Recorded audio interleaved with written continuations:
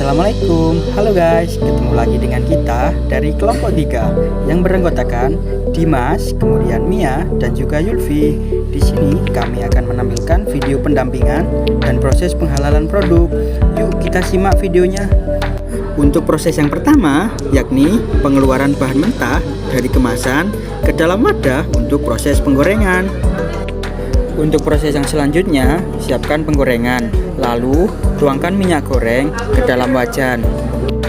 Setelah minyak goreng panas, kemudian masukkan basreng dan juga kerupuk seblak ke dalam wajan untuk digoreng hingga matang.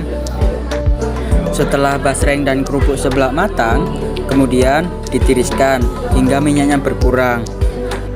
Sambil menunggu kerupuk seblak dan basreng dingin, kita siapkan beberapa bumbu terlebih dahulu, yakni bawang putih yang sudah dihaluskan, daun jeruk yang diiris tipis-tipis, kencur yang sudah dihaluskan, cabai bubuk, tak lupa juga bumbu balado.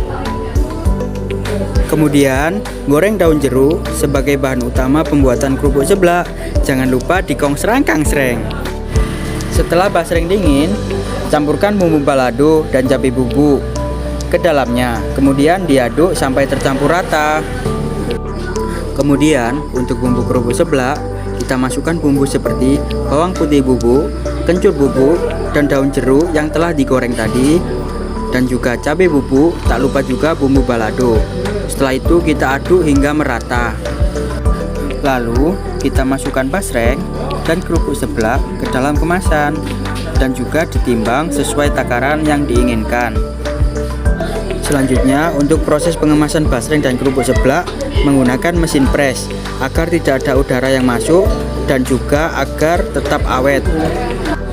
Untuk finishing, tak lupa kita tempelkan stiker nama produknya sebagai identitas nama produk kita. Akhirnya, kerupuk seblak dan basreng telah jadi, siap untuk dipasarkan. Yeay! Dari proses pembuatan basreng dan kerupuk seblak tersebut, yang mana bahan-bahannya sudah terverifikasi halal, namun produk basreng dan kerupuk seblak yang Ibu Musyayadah miliki belum terverifikasi. Maka dari itu, kami dari kelompok 3 membantu beliau untuk mendaftarkan produk yang beliau miliki sampai mendapatkan sertifikat produk halal. Langkah-langkah yang harus kita tempuh untuk melakukan pendaftaran si halal yakni yang pertama, kita harus membuat NPWP dulu. Yang kedua, kita harus membuat NIB. Yang ketiga, barulah kita login di web si halal. Kemudian kita mendaftar akun di sana. Langkah yang pertama yakni membuat NPWP. Beginilah tampilan web NPWP. Dikarenakan Bu Musyayadah sudah memiliki NPWP, maka dari itu kelompok 3 tidak perlu membuatkannya. Untuk langkah yang kedua yakni membuat NIB. Beginilah tampilan awal dari web NIB. Jika sudah mendaftar NIB, maka akan mendapatkan nomor NIB seperti selembaran surat yang harus didownload setelah selesai mendaftarkan NIB. Setelah selesai mendaftar NIB, langkah selanjutnya yakni membuat akun si halal di web si halal. Ini adalah tampilan awal pada akun si halal. Untuk tutorial membuat akun si halal bisa dilihat di YouTube. Ini akun penjual yang kita bantu untuk mendapatkan sertifikat halal. Jangan lupa membuat manual SJPH untuk diupload di si halal dan pastikan bahan-bahan yang digunakan semua bersertifikat halal. Kenapa sih kita harus melakukan sertifikasi halal pada sebuah produk? Ya karena tingkat kesadaran sertifikasi halal di Indonesia ini masih sangatlah rendah. Tentunya sertifikasi halal pada suatu produk sangat penting karena Indonesia merupakan negara dengan mayoritas agama Islam paling banyak di dunia. Dan seperti yang kita ketahui, dalam Islam terdapat penggolongan jenis makanan yang halal, kemudian yang haram.